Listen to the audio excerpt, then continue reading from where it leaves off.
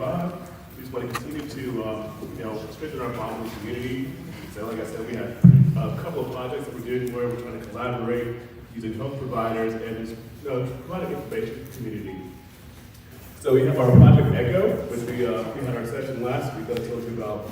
We have our next session coming up on February the 19th, where the subject is going to be trauma, the great imitator, mental health case studies, and therapeutic approach. So we all know about the effects of trauma. We all talk about ACEs, so this is another opportunity to learn about the benefits of their mental health. And with these huge struggles, I did not mention, of course, May 2025, Children's Mental Health Acceptance Month. It'll also be the 10-year anniversary of the Center for Youth Advocacy and Wellbeing. And so we will have multiple events during that month.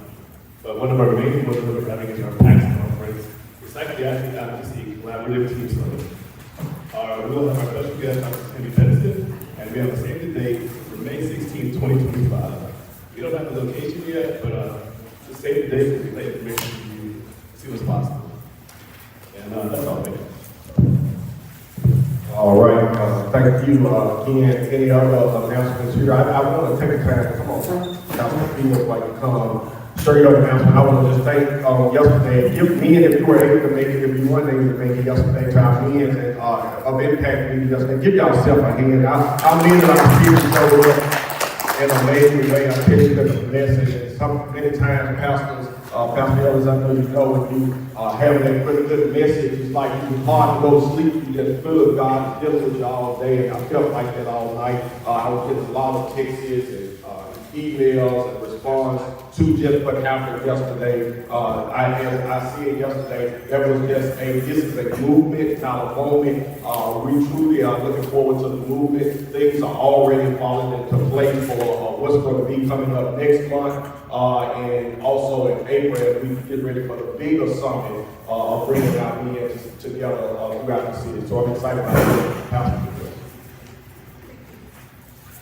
Good afternoon, my name is Sharon Fields. I am one of the pastors at the Pursuit of God Church of Memphis in Fraser with Ambassador Ricky Floyd. I'm just here to announce that this Friday, we're hosting a hiring event sponsored by the American Job Center from 10 to 2 p.m. And some of the 12 opportunities will be Memphis Goodwill, City of Memphis, Memphis Electrical, Downtown Memphis Commissions, and others, WR Community Service. So I do have some flyers with me. If you know of anyone who is looking for employment, just pass that information along. Thank you. All right, again, thank you, Dr. Fields. Again, Pursuit of God has been a great partner, doing some great work. Make sure that you're connecting with that resource. I know one of the panels that we had yesterday on economic development had Pastor Ricky Floyd on that panel. When you look at what he's been doing with purchasing the shopping center over in Fraser, and the Regroup store, so many much momentum, even the candy stores, great things that are happening in that community. But that's what it's all about. How do we duplicate great work to support great work in our community? Any other announcements? Dr. Gates, you have anything? I know we might not have it on the table, but make sure, I know we got the survey back there for the district connector. We want to make sure that we are putting that survey out. We need more information, feedback from our community. So let's continue to be intentional about sharing that information out. I want to make sure that I announce this. I told Dr. Angela Burks, who is one of our partners with Mentor with a Vision, working out of Franklin High School. She was blessed enough to move her event actually on April the 5th. I told her about what we were looking to do, and she moved it to April the 12th. So let's make sure we don't, if we can, do nothing big on April the 12th, because she graciously moved her Spring Fling event that's going to be happening at Holy Nation Church to April the 12th. That's from 10 a.m. to 3 p.m.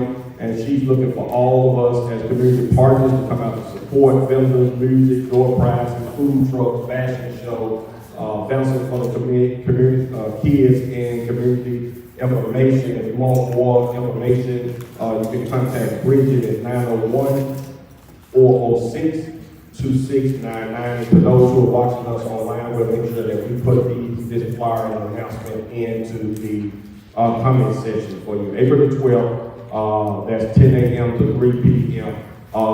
make sure that you're connecting with us to be a part of that event. Also, coming up, I'm excited about, Brother Mike, you have anything this morning? Oh, yes, sir.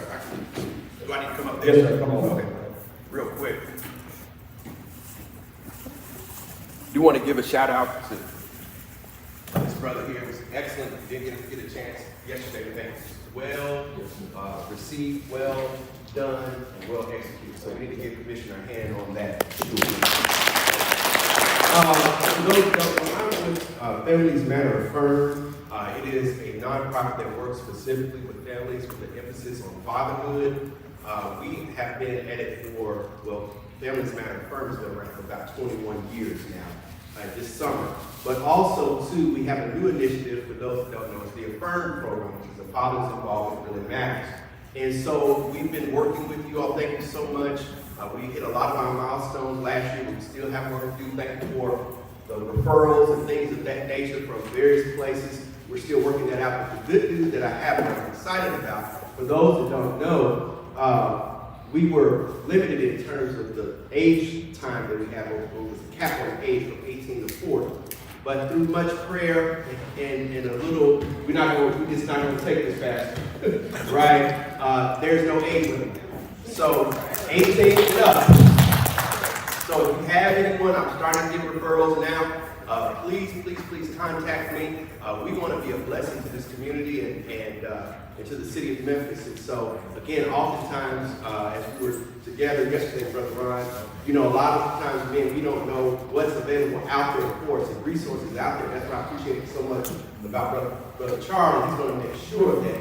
And so, again, it can be a help to any man that you know, brother, cousin, uncle, whoever it is, and they have an open child support case. It doesn't matter their age. And so we're looking again to try to connect men back with their children. There's countless of stories in the interest of time. We just got guys, it's becoming transformation for them.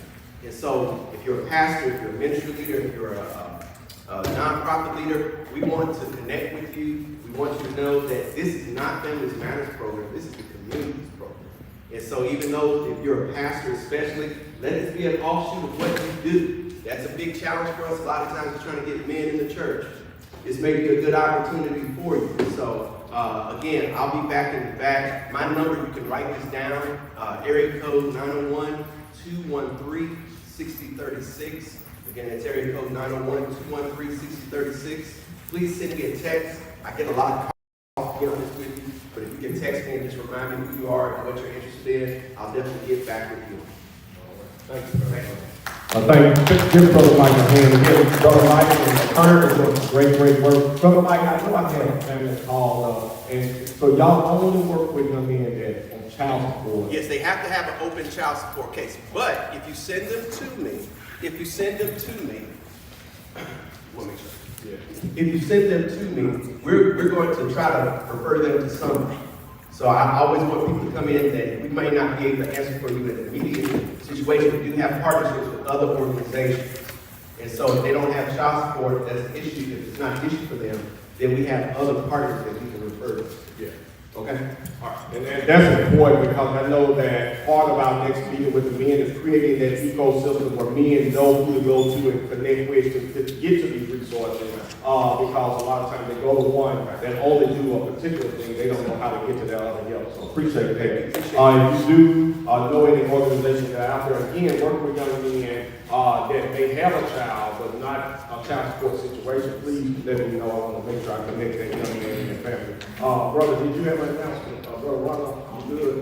Yeah. Okay. I just want to say the date being February the 22nd, starting at 9 o'clock a.m. Pastor Stacy Spencer, Pastor Real Munger, and Brother Mike and myself. I know we're going to be doing a conference with them from 10 a.m. From 9 a.m. February 22nd to 11 a.m. that day. Again, attention of pastors to get churches and men in churches connected to being mentors to other young men, helping them to really get more visible, both in vital in the lives of those young men's lives. I know I'm gonna be teaching on that part of how to do that as a three-week leader, visible, vocal, body, but a leader in their life, February 22nd. So save the date for that. We have something else coming up. I'm looking at February the 12th, where we're gonna be honoring some of our living dead and some of our men. And women, please know that we're gonna make sure I'm intentional not to leave y'all out. But right now, as I said at the beginning of the year, God has given me a call in an assignment to make sure if we can heal our men,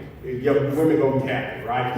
Our community gonna be happy, and this city will be a better place. I don't want to overlook the fact that yesterday was an inauguration, right? We had a transition of power. We do now have a new president of the United States of America. And so, for one, we just want to make sure that we get in prayer. I know a lot of executive orders were signed. I actually have somebody, Pastor, I was talking to this morning that's going to come online with us to kind of give us an update. As I said to the men yesterday, I don't know if I said to this group, I asked the men in that meeting yesterday, how many of them have a lobbyist?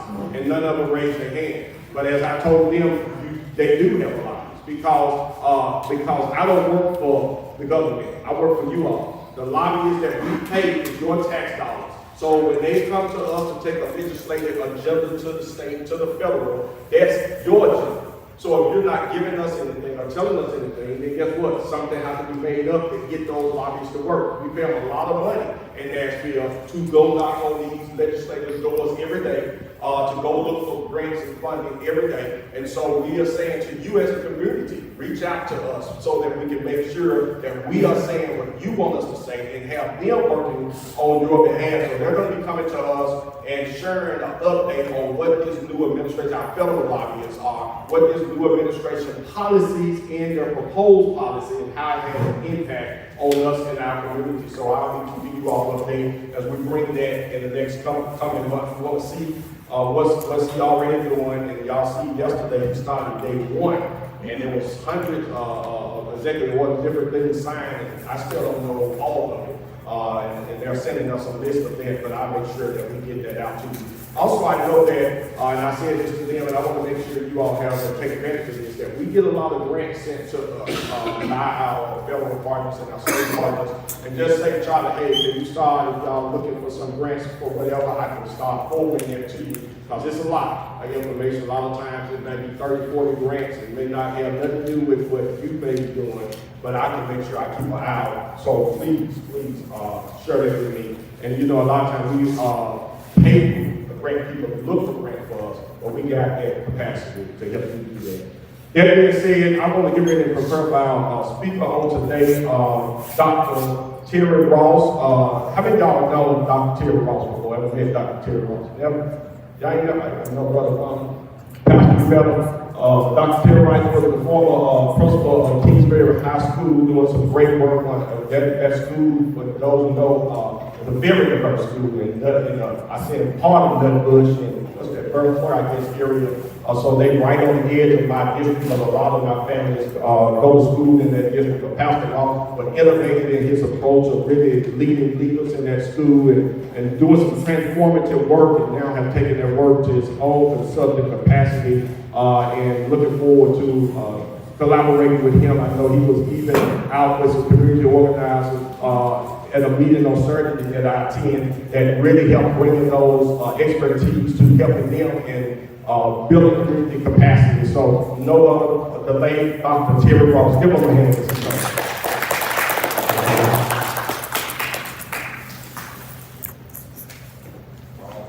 Thank you, Commissioner Cassidy. Appreciate that. Thank you. Pastor Jones, thank you for this opportunity to be in your space with your people, and thank you, Commissioner Cassidy, for inviting me. Again, my name is Terry Ross. I'm President and CEO of New Teaching University, where we focus on leadership development, team building, and corporate and executive facilitation, grounded in social emotional intelligence and growth mindset. And today I want to talk with you all about growth mindset. We hear those terms quite a bit. However, sometimes we need to break them down so we can see exactly what they are and what they are not.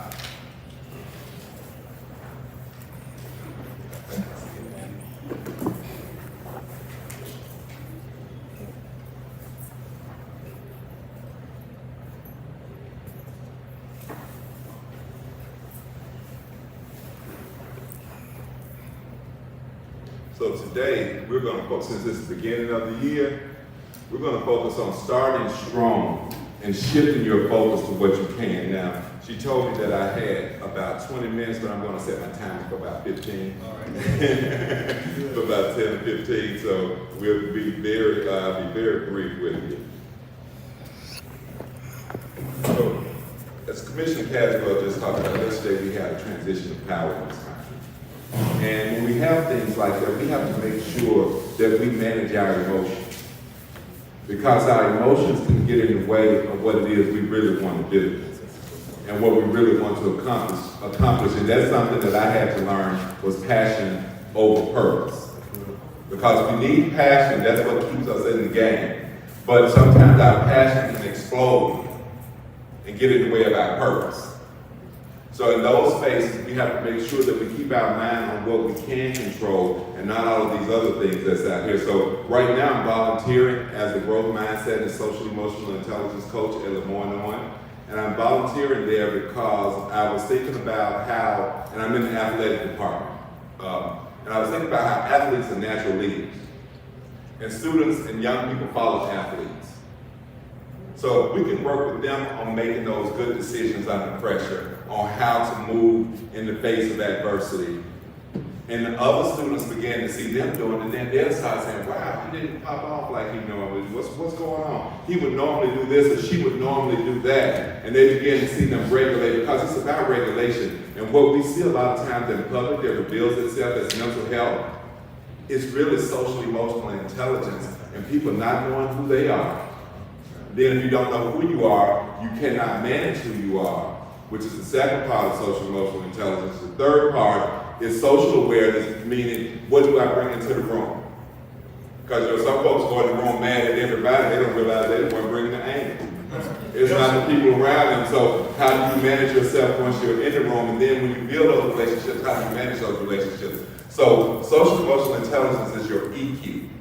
Your IQ is what you know and it'll get you the job, but it's your EQ that's going to keep you on the job. Right. It's your EQ that's going to help you with the growth. But we're not going to talk about that today. That's just part of what my company is. We're going to talk about the growth mindset piece today. So I have y'all to scan that QR code there, and you can leave me your information. But you can wait. I'll have it up again at the end. Wait, let's do it at the end. Let's do it at the end. So today, let's talk about the two mindsets. So we have a fixed mindset and we have a growth mindset. And usually what happens in a fixed mindset, it leads to a desire to look smart. You know, sometimes we love to look like we're doing the thing, but we don't want to put the work in to actually do the thing. Steve Harvey said we're addicted to the announcement. I started a nonprofit. I started an LLC, but then do we do the follow-up work and the follow-through work? So in a fixed mindset, when you start that LLC or that company and you hit that first challenge, in that fixed mindset, you want to give up. Because again, the fixed mindset makes you want to look like you doing something. That's right. Whether you're able to do it or not, so many times we give up because we don't start off as superstars. And in our community, sometimes we give up because they're going to laugh at me. What they going to say about me? They. Who is that proverbial they that we always worry about? Right. And then obstacles. But a fixed mindset, when you give up, when you face obstacles, you give up and you get defensive. Oh, I don't care nothing about that. How many times you've seen people walk away from opportunity because they didn't accomplish it the first time and they say, oh, I don't care nothing about that anyway.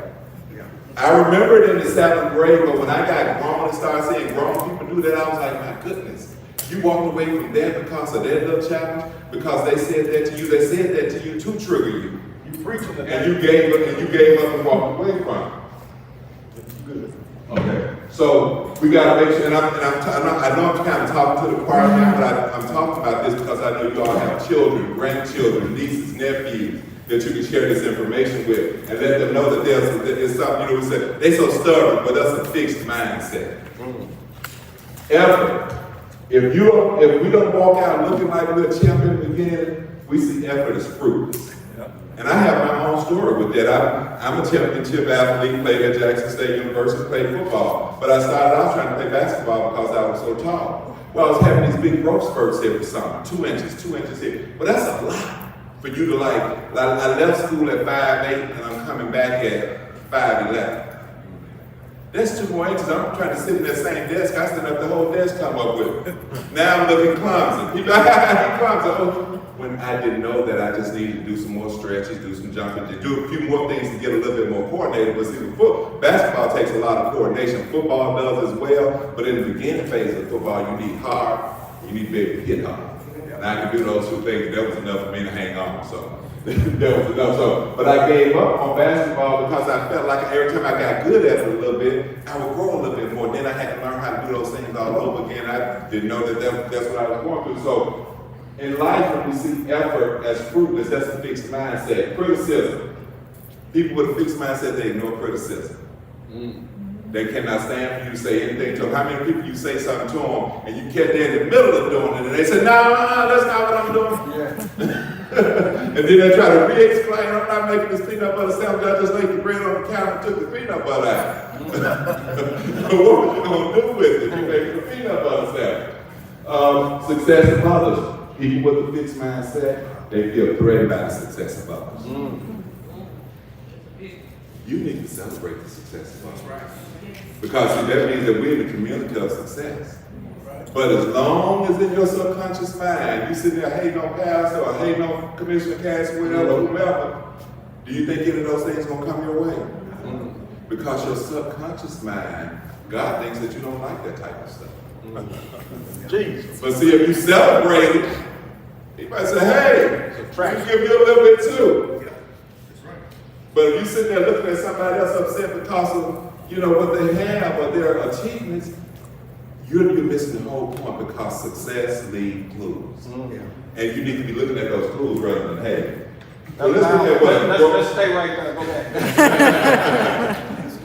Yes, sir. Nah, you good. Okay, let's go with the growth mindset. So this is the other side. This is where we want to be. That was the fixed mindset. Fixed mindset, if you want to remember everything, you can sum it up in one word. Fixed mindset, a lot of times you can say they're haters.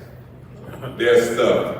Little words like that. They what they call blockheads, whatever. They don't want to change it about anything. So a growth mindset leads to the desire to learn and therefore a tendency to, when you see challenges, you embrace that challenge. Because you say, hey, I'm not good at it, and it's one word, what? Yet. Yeah, I'm not good at it yet, but I'm going to get there. Obstacles, you persist in the face of obstacles because you said, if I can't go over it, I'm going to go around it. If I can't go around it, I'm going to go through it. Because my mind is set on this goal, and I know what God has told me is mine. And you have to listen, that's the voice you have to listen to. Every time you have a vision or a dream or something like that, there's another voice going to come up and say, you don't deserve that. How do you think you got that, going to do that born in this zip code? How do you think you're going to get that and you're this? And how do you think? None of that. You got to put all that out the way and focus on what? What that voice told you, what God has promised you. And that's where I look at the growth mindset. That you persist in the face of obstacles. When there's effort, you see effort as a path to mastery. That I'm not good at it yet, I'm having to work a little harder at it, but I'll be there soon. When you think about Kobe and all those guys, they'll miss a shot, and they say, oh, I went to the gym that day and I shot that shot 5,000 times. 5,000 times? What have we all done 5,000 times? Maybe 3? You know what I'm saying? I mean, we were waking 5,000 times possibly, but that's a lot to go and just practice one shot. Now, do you think he's going to miss that shot again? No, not with that type of practice. So they see effort as a path to mastery. He was one of the best in the world and still found ways to get better. And you see that in all top people right now. You see it in your Beyoncés. You see it in anybody that you see that's constantly growing and thriving, because you're not just there because somebody had you there. It takes some type of effort to get there. And criticism, they learn from criticism. Your haters are your best free consultants. Because they're constantly talking about something wrong with you. Now, you don't sit down and dwell on it, but you run it through your senses. You say, oh, they say he walked in here like he running something. Well, that's a good thing. Now, you thought I was running something when I walked in. But if they say I walked in and I turned everybody off, or I rolled my eyes, or did something crazy, now I need to listen to that, because if that wasn't my intention. But I can't do nothing about walking in with confidence. Right. So criticism, you want to listen to it, but you don't want to dwell on it. See what's good in it that you can use to move forward. And then success of others. Find lessons and inspirations in the success of others. Because success does leave clues. You want to make sure that you're on top of those clues that it's leaving behind. So most people, what they see is this up here. You know, they see this picture right here. This is the picture they see, but they don't see the days, Yes, sir. the dedication. They don't see the hard work. They don't see the good habits showing up everywhere all the time. Willis Fish talking about consistently for the people to believe in. They don't see the disappointments. Yes, sir. The times that it didn't happen. The stuff that we don't tell people about, the sacrifice. The days that we were on the road, the days that we were up late, the days that we went from 6 in the morning to 12 at night and still didn't anything may not have come out of it. But we were there. The failures, the persistence, success is like an iceberg, it's just what you see on top, that's the illusion. And that's what most people think. They want to just come up on people who put in hard work and dedication to be where they are, and they think they can just get that in a day. Or they think they can just have access to it. And we have to protect ourselves. We do have to protect ourselves. When we experience some form of success, we have to protect ourselves, not be selfish with it. Yeah. But when you build, the day that you build something, that's the day somebody's coming and wants somebody. You know, so don't think that it's just out there. So now let's move into what we're talking about, starting strong and focusing on what you can. So when we're starting strong, we cannot focus on what we cannot do. Because there's a lot of things out there that we can't do. In fact, I'm a person that believes in working on your strength. Don't try to build your weakness. You find somebody that can handle your weaknesses for you. If you know that you're not very good at organizing, find you somebody that can come in and organize for you every now and then so that you can keep it up until you disorganize it again. But you sit there trying to learn how to organize when you got this $1 million idea Yes, sir. that you need to be working on. You need to be working on that. So don't focus on what you cannot do, focus on what you can. Well, I get to that. Don't focus on fear. Fear is never going to leave us, but we can't manage fear. But it's never going to leave us. Do it scared. Do it scared. We've done a lot of things scared before. So do that $1 million dream scared. Do not focus on intensity. Oh, I got to get there. Oh, I got to. Oh, I need. Oh, I got. When you're in need like that, you actually push things away. Because we're supposed to always be in gratitude. We're supposed to always know that asking it shall be what? And see, we know that, but why don't we act like that all the time? Do not focus on lack. There's a lot of things that we don't have. Stop looking at the person next to you. Don't compare to what they have. That's right. Comparison is like inflicting self-pain on yourself. Comparison is the root to a lot of problems that we have. Focus on what you have. Do not focus on lack. And don't focus on what you are not. So let's look at what we need to focus on to start 2025 strong. Don't focus on what you can't do. Focus on what you can do. That's a blessing. And when you focus on what you can do, you send in gratitude. They were talking about the forms of thankfulness or vibrations. The things that moved you farther away from God. So things like shame and fear and anger, those are very low. Those, God don't have anything to do with that. But stuff like happiness and joy and authenticity and gratitude, those are the two highest forms of praise that you can give God. Is thank you, and then being who God made you to be. Because Pastor John's already been taken. He got that one. I can't try to be Pastor John, because I can only be me. So when you're being who God, see, God is everywhere, right?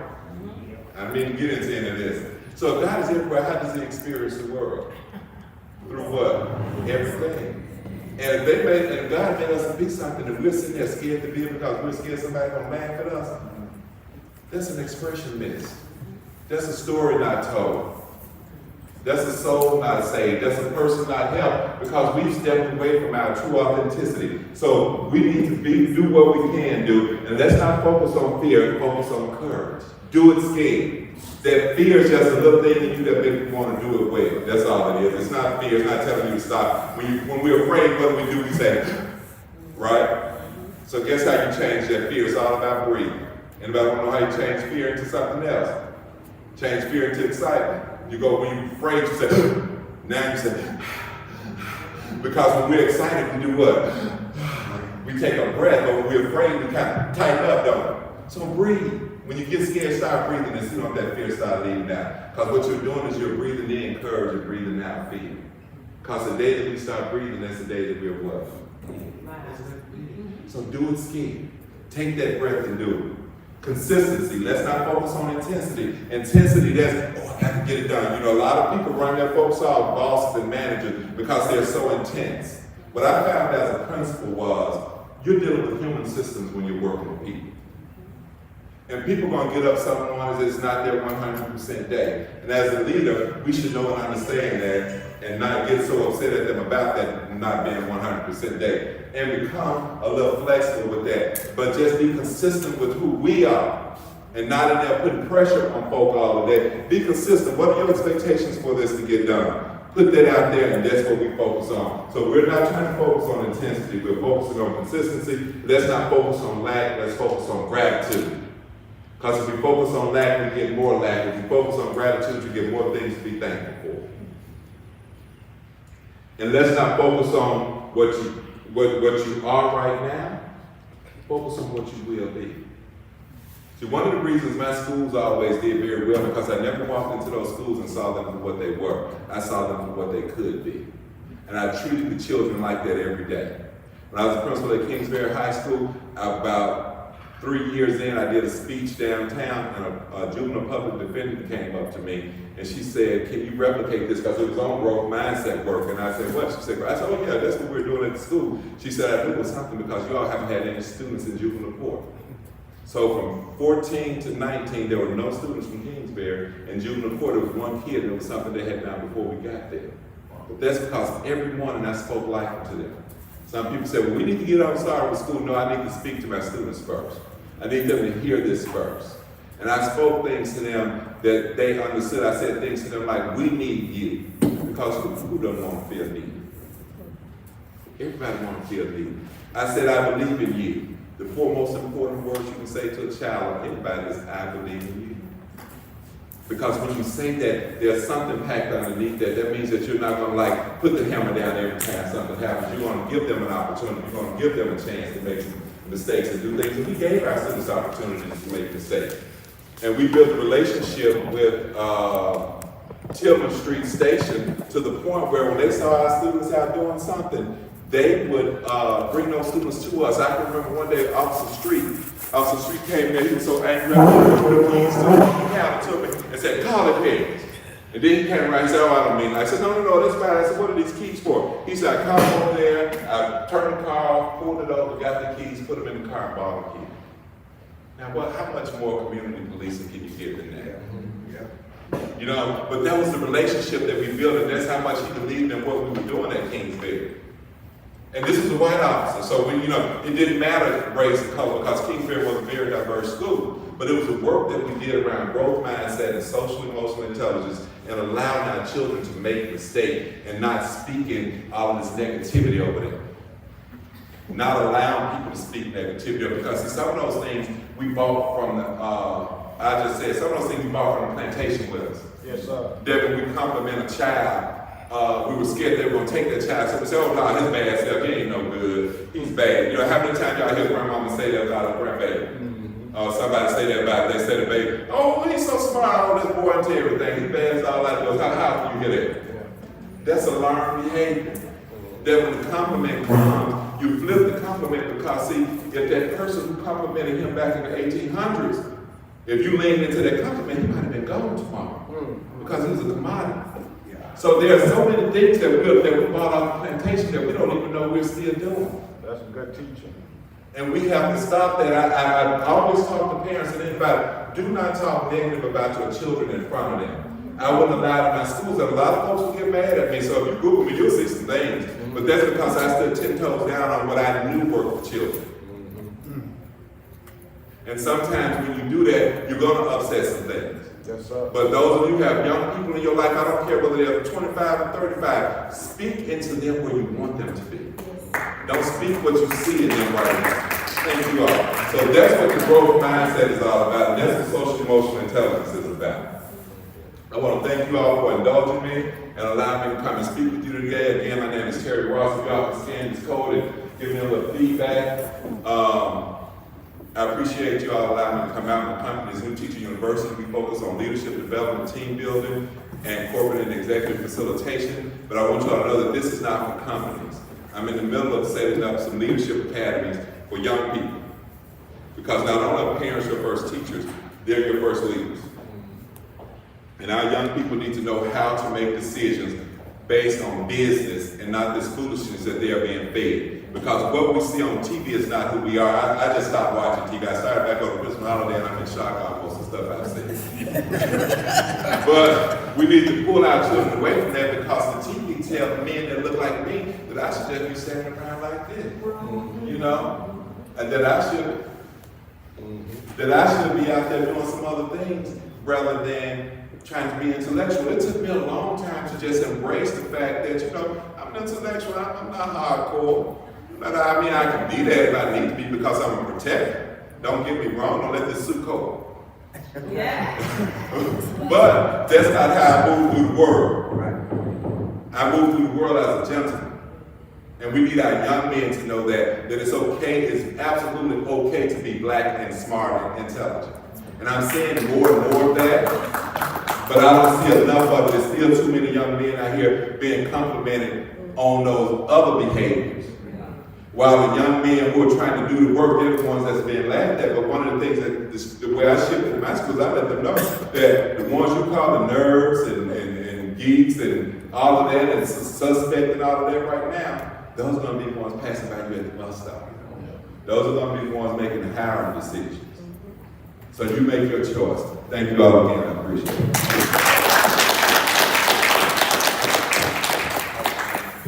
We got some questions. I know I got a lot. I'm most definitely, Dr. Ross, I'll be bringing you back for another training for some of our parents as well. And I tell you, Pastor, we can use this in leadership training for our churches. And when we talk about discipleship, really getting leaders prepared to lead, man, that's great information.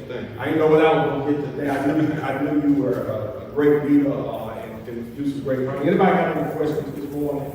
As Dr. Ross was talking about how I hear what we hear parents call these kids term twos, not knowing that 80% of the brain is being developed at their 2-year-old, that's the time we need to be pouring into them. But now they don't just call them bad, they call them demon time. Y'all heard them call? I heard that, man. I'm like, teach this child, that's a demon child. They on demon time. Like, we pour it into them so they can become what we are. And a lot of times that comes from people that's been hurt themselves. Yes. Again, that don't have that emotional intelligence. This is a good leadership training for those. Again, make sure that y'all reach out to Dr. Ross because I will most definitely be tapping him to come back. For those I know who've been joining, we have a lot of people coming in online. We want to make sure, again, we want to share this out to somebody, so this helps somebody together. We want to make sure we drop all of his contact information, and those online, please scan this, because this is great information. Again, y'all, I'm sure we don't have any questions for Dr. Ross here to address about that subject that we talked about today. I know one of the things is, we have Broadnex, I know he's back there, he's on the company, they have a after-school program or something I think we would most definitely get in touch with. In those schools that you're with, bringing this to those schools here in the district will be something that we have to do. Yeah, Dr. Terry, so, man, you were so enlightening, so good. Thank you. I really enjoyed you. My question is, like, when you were saying that, work off of consistency and non-intentional. So you were saying that I know you don't supposed to look at folks for what they are, but you're supposed to look at them for what they will be. So what would be your suggestion on developing the patience and the wherewithal to wait till they come? So everything that we are right now, Doctor, you can come on. okay.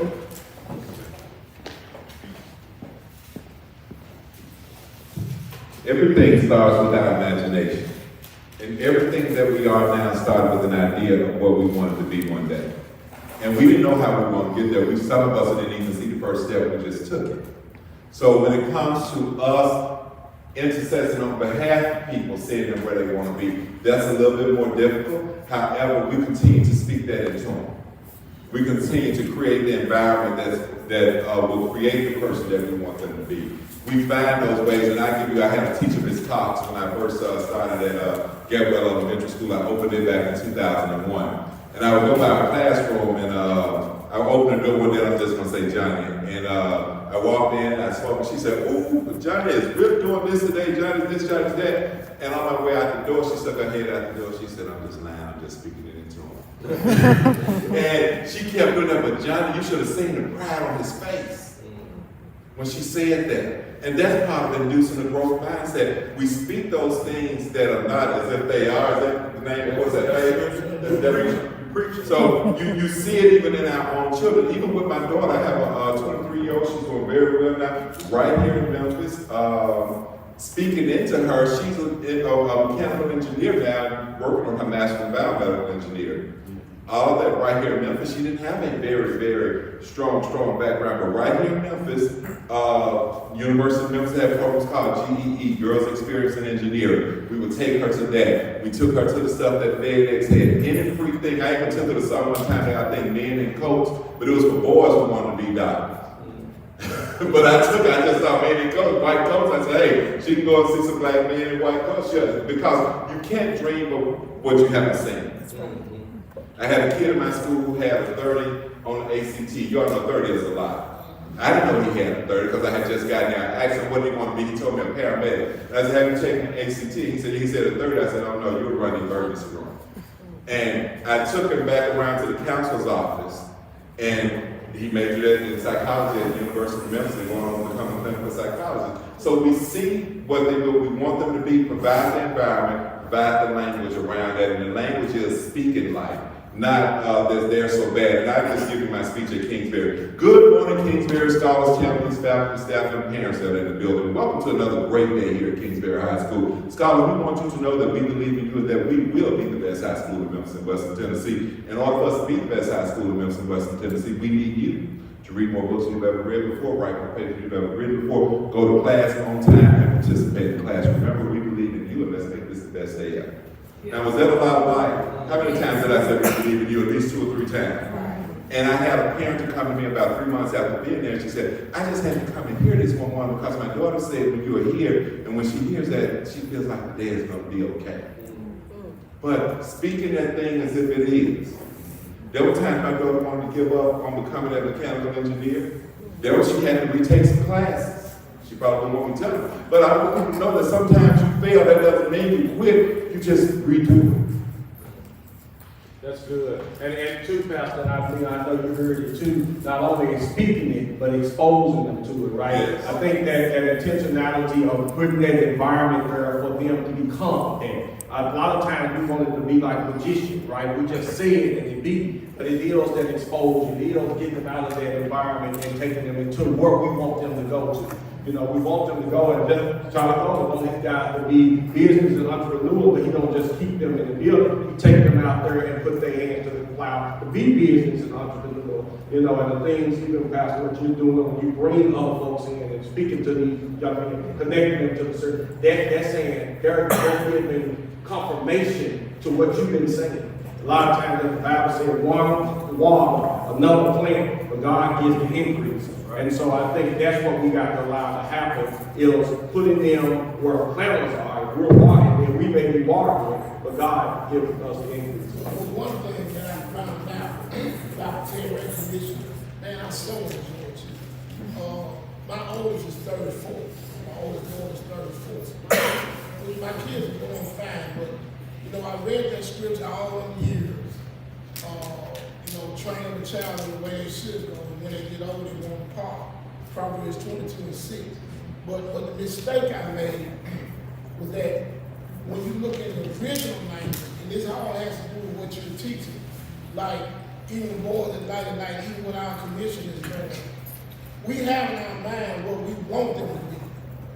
But what the Jews did in the Hebraic time, they would wait to see what gifts were in them, and then they would send them that way. Right. And when they get old, they want to depart from it because that's what they want to do anyway. So the fact that you said that, when my daughter was like 2 and 3 years old, we just had one. And she was in the bathroom, she would like just put water, she had a little candy container left over, she put water in it, she put food coloring in it, a little bit of the candy, she put it in the freezer, let it freeze, and then she take it out and let it thaw. Then she do this, I mean, she just constantly doing all kinds of experiments, and those type of things we bought her. My wife's like, she's gonna do that in the bathroom. I said, look, we have one. She messed up that bathroom, my bathroom. Let her do it. I said, now I'm scared I'm going there and something's gonna be growing under there one day. However, that's what she did her entire childhood. We nurtured it. So thank you for sharing that. And although the schools that she went to didn't have very strong backgrounds in that, that was her natural thing. Every time we put her in those environments, she thrived.